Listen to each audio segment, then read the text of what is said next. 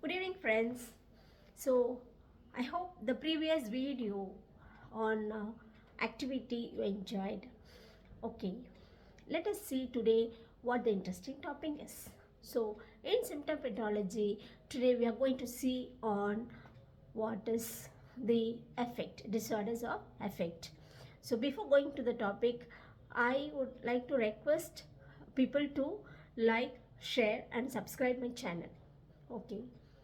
Coming on to the topic, disorders of affect. What does this disorders of affect tells us? It tells about the subjective feeling of a person. Okay. What a subjective feeling of a person is.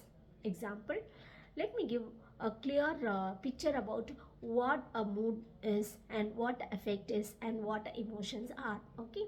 Okay. What does the feel means? It is an internalized subjective feel that expresses by a patient or an individual. Okay, then you call it as an effect. Okay, right. What does the mood means? I observe a client who's very agitated, laughing, enjoying, all those things I observe.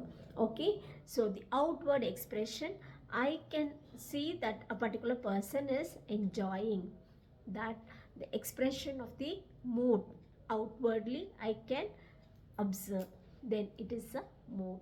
Okay, now what are emotions? The emotions, both it can be a subjective or it can be objective together. Example, the client or normal person can express happiness, sadness, emotions like crying, okay, or euphoric or exaltation, ecstasy, elated, etc., etc. Okay, so all these are emotions. Now hope you understand very clearly about what a mood is, what affect is, and what emotions are. Okay.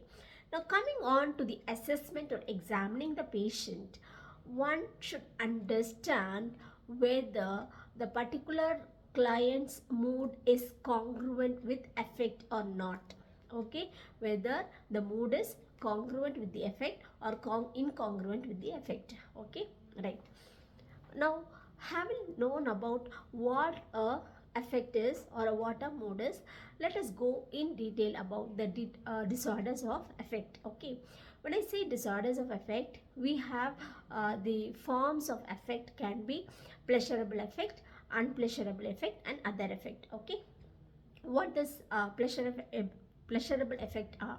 Pleasurable effect are nothing but showing some happiness, okay, enjoying life, and feeling something what the person wants seems to be achieved, and like to the core the happiness that they enjoy in their life.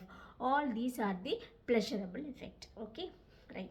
So when I say pleasurable effect, you have 4 E's. Okay, what are those 4 E's? Number one, uh, that is elevated mood. Okay, so the person will have elated mood. Okay, elation. Number two is ecstasy. Number three, euphoric. Number four, exaltation. Okay, so one by one we'll see in detail. I told elated mood, elation. Example, I am receiving a good news. Okay, probably people say that I got the gold medal. Okay, so a person immediately hearing that getting an elated, okay, happiness, okay, enjoying to the cook. Okay, then it is called as elated mood. Okay, right.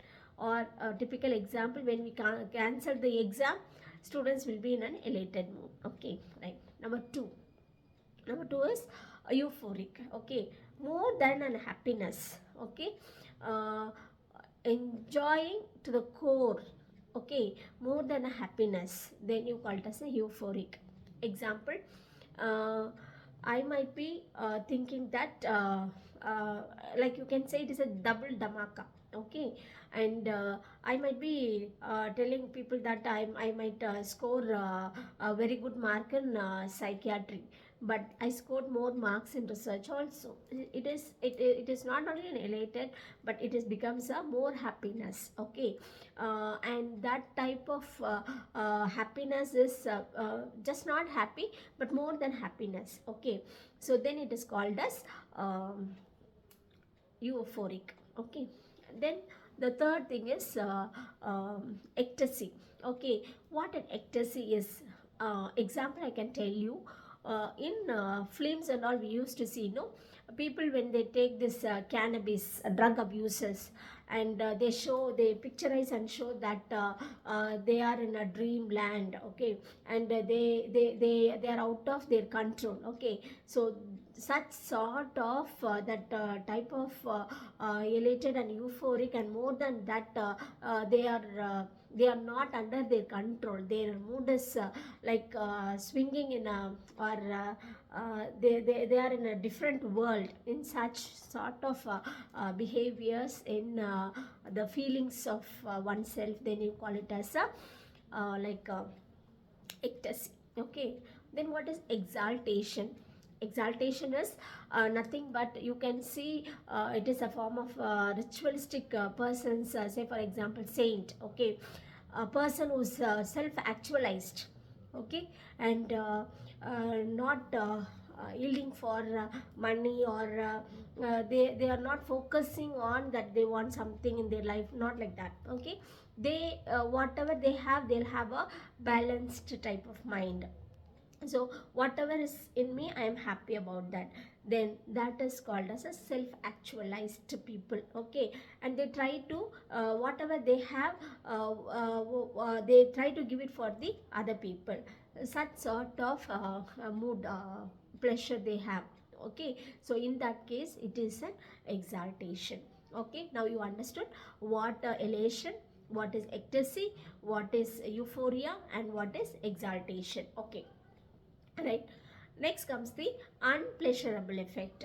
Unpleasurable effect, you have mourning. Okay, mourning, it is something, some event that put you in a depressed state. Okay, you have a grief. Okay, and you are under a very stressful and a very crisis situation, then it is mourning. Okay, it is a severe form of depression. Okay, when we are in that form of depression, we will always be preoccupied, and will not be able to understand what is that happening in and around us. Okay, and we always have a feel of we are left alone. Okay, we feel very lonely, aloof. Okay, and we will try to have that low self esteem. So all these together, you will see in a case of a mourning behavior. Okay, that is unpleasurable effect. Okay, so that we see in a major depressive disorder. Okay, whereas this elation, ecstasy, pleasurable effect, you can see in case of mood disorder like mania. Okay, sometimes bipolar, you can see all these symptoms. Okay, right. And even the form of dysthymia also, you can see this mood disturbances, as well as in case of schizophrenia also, sometimes we see all these mood symptoms. Okay, I told you other effect. What is this other effects are? Okay, we have apprehension. A person who's very apprehensive find it a form of a fear, and the person can't able to think that he is getting disturbed. He don't know what is right and what is wrong that he or she is doing.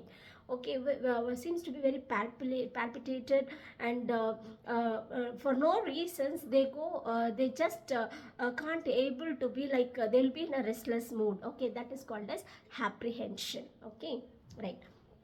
Next comes the ambivalence. Okay, ambivalence is showing some hatredness and love towards one person, then it is called as ambivalence. Example, when I assess the client, a loud person has come to meet that particular person. Okay, say you take an example as mother to came to see the client. Okay, now the client is having an ambivalence, and the client reacts towards his mother, tells that, what are you doing, I don't like you, like that he expresses. Immediately Mummy, I love you. You brought me this thing. So two things together, say at the same time, you tend to show the happiness and a sad feel towards that particular person. Okay, hatredness. Okay, so such sort of behavior you call it as a ambivalence. Okay, right. Next comes the inappropriate effect. Okay, it is not, the effect is not appropriate, that means it is inappropriate. So an example, a person who's going for a death, okay, death ceremony, everybody will be showing some emotionally, they feel for that particular person. Okay, person is lost, okay, lost their life, so everybody will be in a sad mood, they try to cry, all those things we see.